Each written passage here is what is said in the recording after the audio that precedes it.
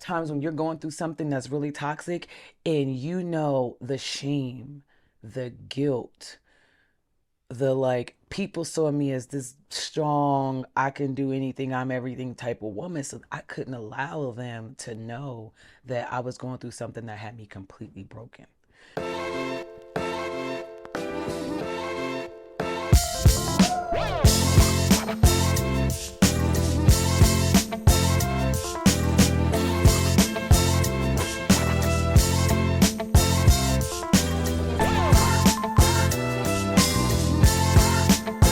Happy Self Love Sunday, ladies.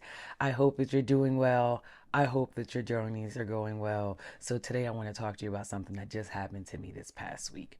So, I was still celebrating my birthday on Monday, and for my birthday, still celebrating. You know, Leos can't let it go. We gonna celebrate all month, right? So, I'm going to my friend's house, and I'm getting ready to pass by this shopping center. Now, this is a shopping center I pass by often, but never in the past 7 years have this memory popped up in my head. So 7 years ago, like on 4th of July weekend, all of a sudden it just comes in my head, oh my God, I was sitting in that very parking lot bawling my eyes out because the night before I had gotten into one of the biggest fights. Now, me and my ex, um, always my ex-boyfriend, we had a tumultuous relationship where we get into these fights, but never had it been this bad. It was one of the worst fights we had ever had. But whenever we would get into these altercations, there would always be this one friend of his that I would always call, right? And like he was just like always there. And I'm getting ready to hit this parking lot and that memory hits me and I'm like, oh my God. Like I remember it was literally the worst fight ever with me. Like it was just horrible and I'm bawling and I'm crying. But I was getting ready to head to Ohio to my girlfriend's baby shower. We were supposed to go together, but that didn't happen because the fight was just beyond bad. And I just remember I was just on the phone and I was uncontrollable, like sobs, going on. And he was there and he like talked me through it and talked me through like because I really couldn't talk me through what I was feeling because it was just really bad, but just being there, listening to me, and just kind of helped me get the strength that I needed to get back on that road and just head on to Ohio to the baby shower. And I did that. But what the memory brought up for me was a few things, okay? The first thing was, God, it was 7 years ago. And my first thought was, I just remember going through some of the worst times in a toxic ass relationship, um, and his friend was always there. Like I had to stop and say I couldn't call anybody else, and not because I didn't have friends, but if we're going to be honest today, there are times when you're going through something that's really toxic and you know the shame, the guilt, the like people saw me as this strong, I can do anything, I'm everything type of woman. So I couldn't allow them to know that I was going through something that had me completely broken, on the inside. And I like to make things very clear doing these videos because I am no victim, so I don't do blaming. I understand that my lack of boundaries, allowed certain things into my life and we've moved on from that. But it's just the point of during that time, it was so much shame and guilt. And I could not allow myself to be vulnerable because I always felt like the wolves would attack. And let me tell you something, you are not going to attack me. I'm always going to be ready. That was like my attitude back then.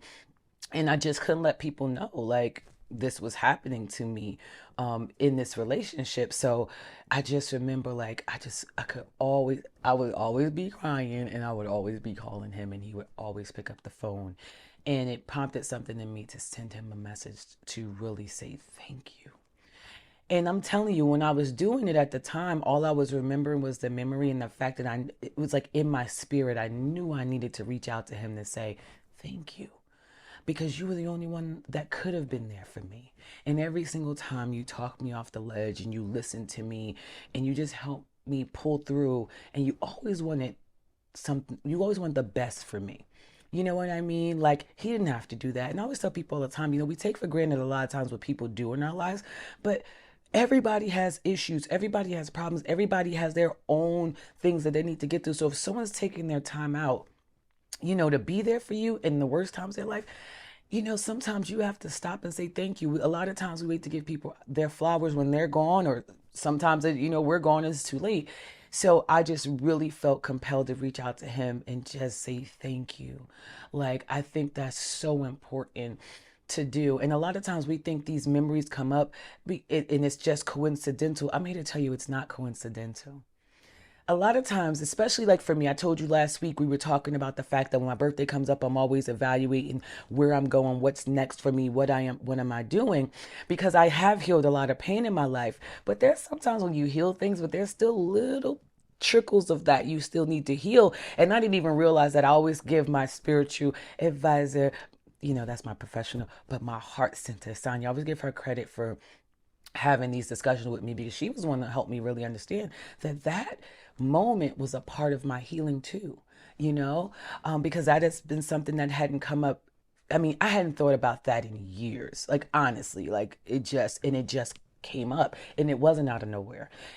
I was ready to heal that piece of what happened to me in the past. I was ready to admit that I felt shame and guilt, and I would never allow people to see me broken. So I just would live behind this shadow. I remember, listen, I used to go teach fitness, and everybody's be like, look at this girl, she bad to the bone. I'm like, hey, the Zumba, what's up? I'm strong, I powerlifting. Meanwhile, behind closed doors, it was a hot mess. With me and him. And I also have to put this disclaimer in there, because people watch my videos and they love to try to piece together my life, and they really can't. But I also like to say I'm not talking about my kid's father. It is not him. Our relationship was something completely different, and I'll get into that maybe one day, but not today. We are not talking about him today. And we're not going to make this about the men. It's about us, right? It's about our healing. And the memory also served as a reminder, because sometimes I don't give myself credit. I mean, it may seem like I do, but sometimes I don't give myself credit for just how far I've come in life, how many things I've worked through.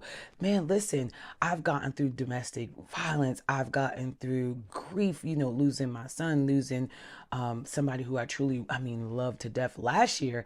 And even thinking about that, what a big difference a year can make. Just last year, this time, I was in Florida, and I went there. I was completely broken and just damaged, and, feeling like I was done with God, all for all of that to be the exact opposite this year. Here I am, grateful, thankful, blessed, and listen, no more fronting for you and anybody else, okay? There's no shame, there's no guilt. People can't hold me to something. They can't put something out about me, and I'm like, oh my God, I don't feel any of that anymore. I am totally free. And that's what doing the work will get you, is freedom. It will get you freedom from the chains that bind you. And there is no other chains that can bind you down harder than shame or guilt. Shame and guilt of what people will think and what people will say. And it wasn't until I realized that the people who talk about you or talk about that are going through the worst of the worst. You know what I mean? The people who would judge you on that, they're going through the worst, but they don't want to deal with their stuff. And I was almost said shit. I ain't gonna lie, right? They don't want to deal with their shit. So it's easier for them to point the fingers at, oh yeah, look, she thought she was this and she was going through. Like, it's easy for them. But I had to learn that. I had to work on that. It's not easy to even put myself out here now. I would have never back then done a video like and talk about things that happened to me. No, because it was too much shame and guilt and worrying about what people were going to say and how they were going to judge me. But it's memories like that that serve as a reminder, is I don't give a damn what you think. Do you know what it took for me to pull myself out of that hole? Do you know what it took for me to finally forgive myself for the things that I allowed to happen to me? Do you know what it took to finally set myself free from that relationship and that person who I thought, let me tell you something right now, I thought he was my end all be all. I wasn't gonna live. You know how you go through that, right? I don't know how I'm gonna live without him. I'm living and living swell and well and healed. You know what I mean? I feel that shit. Like, real talk. Am I perfect? No. Does shit still happen in my life? Absolutely. Do I cry? Probably more than I ever have in my entire life, unless I'm feeling stuck, because that happens to me too. But because I have boundaries, because I've worked on the trauma, because I've dealt with the healing, and this is all by, and we talk about it all the time, journaling, learning how to meditate. Physical fitness was a big part of it. Then it's not so much now, and that's something I need to work on, right? Because I told you guys, I'm going through. I go through my own little things too in here. It's not perfect, right? So also seeking out a therapist, seeking out a coach, seeking out a spiritual healer.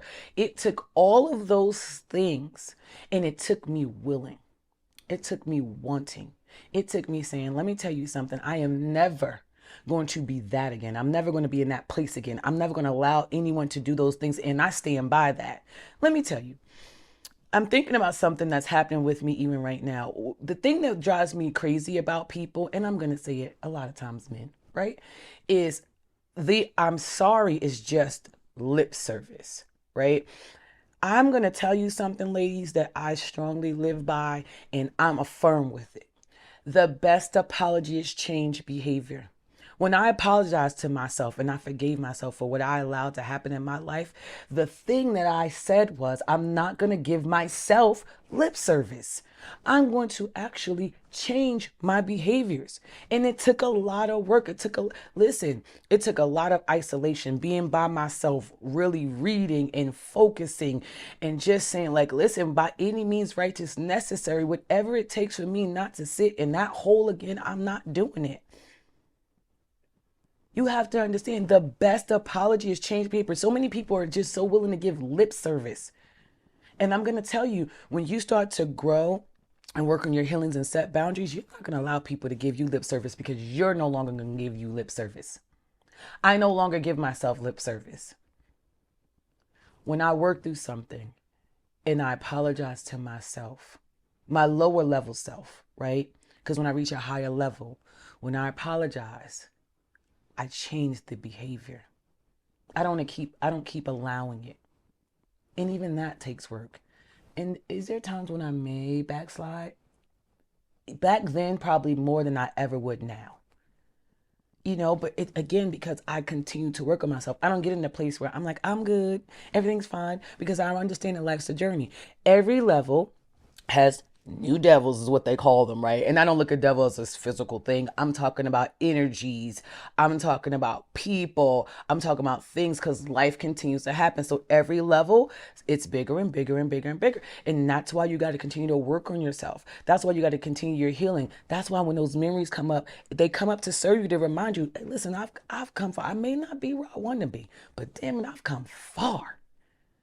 It serves as a time to say to someone, you know what? If someone was there for you like that, pick up the phone and say thank you. If you're still in contact with that person. If you're no longer in contact with that person and you can't get in contact with them, that's fine too. Write it out. Write a letter to them. You don't even have to mail the letter. Write a letter and sit out on your deck, your patio, go outside, I don't care, and burn a letter and send it into the universe. Say thank you. All of that is a part of you. Don't ever think of things as a coincidence. It's not.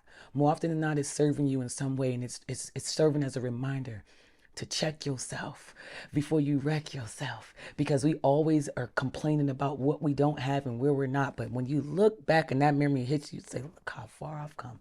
Thank you. Thank you. Remember, the best apology is change behavior. So let's change this behavior. If you need help with understanding how that all works and what it all entails, please reach out to me, mosassfitness@gmail.com. Moe Sass. And how I spell Mo is Moe. I know sometimes people are typing Mo, so it's Moe. Moe Sass. S as in Sam, A as in Apple, S as in Sam, S as in Sam, fitness@gmail.com. Moe Sass Fitness LLC on Instagram and Facebook. I look forward to hearing with you. Let's get healed. Let's do this. Let's understand that this journey is going to continue. And every step of the way, you can keep getting better and better and better. If you're willing, if you want it, and if you're ready, I'm here. Have a great rest of the day.